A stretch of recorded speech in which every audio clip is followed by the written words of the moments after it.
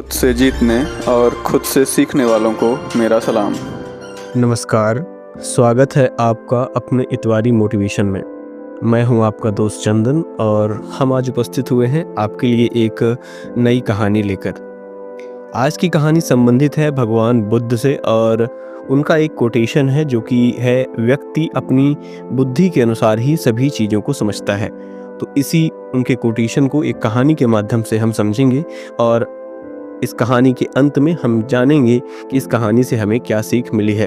तो चलिए शुरू करते हैं आज का अपना इतवारी और मैं उम्मीद करता हूं कि आप इस इतवारी को अंत तक जरूर देखेंगे। तो कहानी शुरू होती है गौतम बुद्ध की यात्राओं से। गौतम बुद्ध अधिकतर समय में यात्राएं करते रहते थे और यात्रा के बीच में जहाँ जहाँ वह ठहरते थे वहाँ वह अपने शिष्यों को और साथ ही उस स्थान के लोगों को उपदेश दिया करते थे। एक बार इसी क्रम में जब वो प्रवचन दे रहे थे तो उन्होंने प्रवचन खत्म करते हुए कहा कि जागो, समय हाथ से निकला जा रहा है। इतना कहकर उन्होंने अपने प्रवचन को समाप्त कर दिया। प्रवचन खत्म होने के बाद गौतम बुद्ध ने अपने शिष्य आनंद से कहा कि चलो थोड़ा कहीं घूमकर टहल कर आते हैं, और आनंद ने उनकी आज्ञा का पालन किया। बुद्ध और आनंद दोनों ही प्रवचन स्थल से मुख्य द्वार पर पहुंचे और एक किनारे में रुके और वहीं पर वह खड़े हो गए।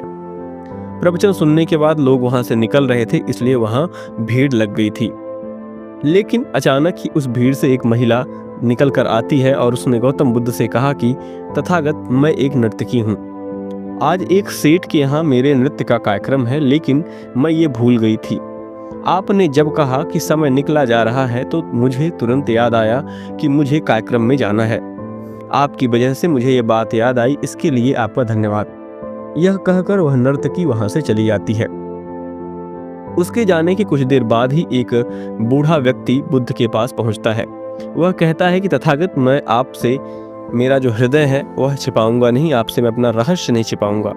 मैं एक डकैत हूँ और मैं भूल गया था।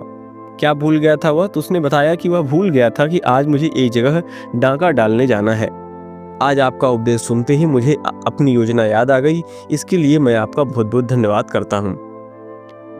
नर्तकी के जाने के बाद और उस डकैत के जाने के बाद धीरे धीरे एक वृद्ध व्यक्ति जो था वह बुद्ध के पास पहुंचता है। बुद्ध से उस वृद्ध व्यक्ति ने कहा कि तथागत, जीवन भर दुनिया की चीजों के पीछे भागता रहा, अब मौत का सामना करने का दिन नजदीक आता जा रहा है। अब मुझे लगता है कि सारा जीवन यूं ही बेकार हो गया, लेकिन आपका उपदेश सुनकर मुझे मेरी गलतियां समझ आ गई हैं। अब मैं अपने सारे मोह छोड़कर, सारे बंधन छोड़कर सिर्फ आत्म कल्याण और परमात्मा का ध्यान करूंगा। इतना बोलकर वह भी वहां से चला जाता है। तो कहानी यहाँ पर हो जाती है समाप्त।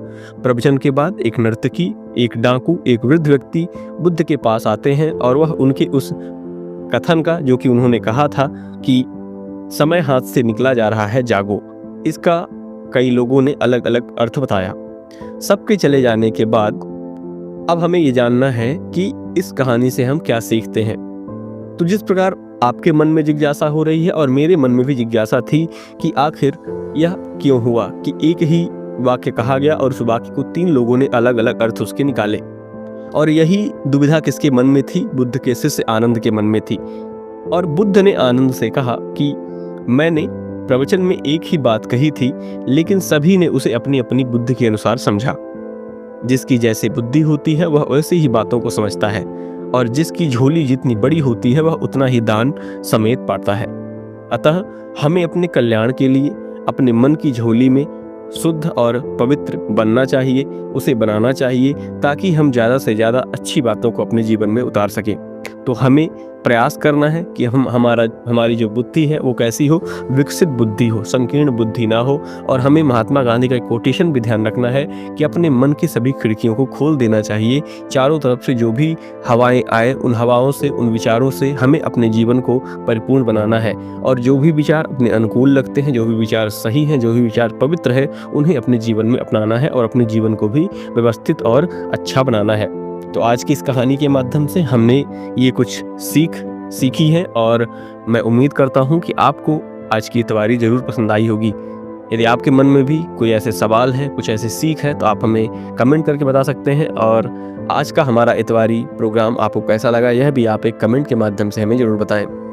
आपका एक लाइक, एक कमेंट, एक शेयर और एक सब्सक्राइब हमारी उम्मीदों को और बढ़ाता है, साथ ही साथ हमें मोटिवेट करता है ऐसे ही नई इतवारी मोटिवेशन के एपिसोड को अपलोड करने के लिए। तो चलिए, अच्छा है आपने इस इतवारी को अंत तक सुना, इसके लिए आपका बहुत बहुत धन्यवाद। और हम उम्मीद करते हैं कि आप ऐसे ही अपना प्यार इतवारी को प्रदान करते रहेंगे। तो चलिए, अच्छा है, हंसते रहिए, मुस्कुराते रहिए और सुनते रहिए इतवारी मोटिवेशन, क्योंकि जब आप अच्छा सुनेंगे तो आप अपने जीवन में कुछ अच्छा करेंगे। हम जरूर जीतेंगे। धन्यवाद।